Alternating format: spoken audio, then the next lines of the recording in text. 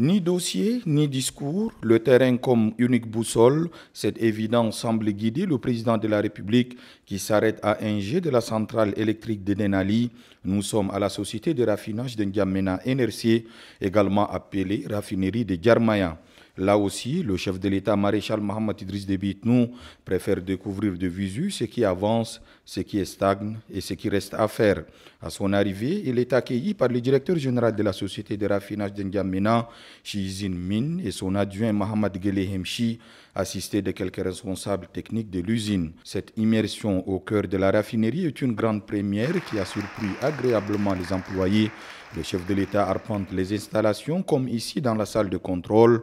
Dans ces lieux stratégiques, travaillent 24 heures sur 24, 3 équipes qui ont pour principale tâche de surveiller en temps réel les 3 usines, celles de distillation atmosphérique, de craquage catalytique et de raffinage. C'est tout le processus de transport du brut, de traitement et du transport des produits pétroliers qui est apprécié par le chef de l'État. Dans ce centre névralgique, comme dans les autres services techniques, plus de la moitié du personnel est tchadien. Ce constat confirme l'effectivité du processus de nationalisation et de transfert de compétences voulu par le chef de l'État qui, dans ses échanges avec les directeurs généraux de la NRC, a instruit afin que ce processus soit accéléré, tout comme le projet d'extension de la raffinerie, rappelant les discussions de haut niveau qu'il a eues à ce sujet avec son homologue chinois lors de la dernière visite en Chine.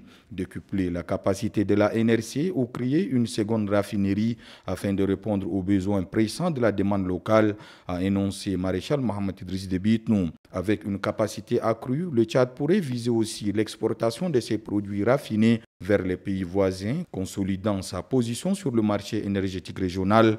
Toute l'équipe de la NRC a reçu les félicitations et les encouragements du chef de l'État pour le maintien de la raffinerie sans heurts et l'approvisionnement en produits pétroliers de toutes les provinces et d'N'Djamena de façon continue. Plus qu'une usine, la raffinerie de Djarmaya pour le chef de l'État est un levier essentiel pour la souveraineté énergétique et la stimulation des activités économiques. La raffinerie, tout comme les autres unités industrielles situées dans la zone et tous les usagers de l'axe N'Djamena-Massaguet sont pénalisés par l'état de la route. La voie est en état de dégradation avancée et le chantier de construction semble s'éterniser. Situation qui a amené le chef de l'État à effectuer sa visite en voiture, emprunter la route en usager afin d'expérimenter ce qu'endurent ses concitoyens.